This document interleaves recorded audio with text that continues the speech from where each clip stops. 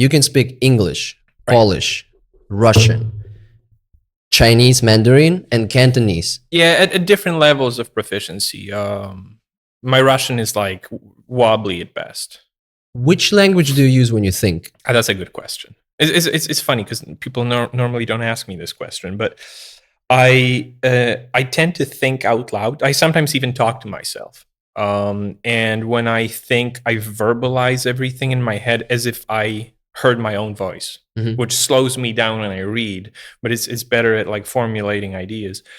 And I realized that I tend to talk to myself a lot in English, more in English than in Polish. And I wondered why, because the weird thing is like when you, like I was born and raised in Poland, and English is for me is a foreign language that I learned. But when I talk to myself, I often catch myself speaking in English, and then I'm like, wait a second, why am I speaking English? And I try to switch back to Polish, and I realize this weird difference in like brain activity, which is not like I can do that, but it's not as convenient and it's not as comfortable for me when I speak to myself in Polish than it is in English.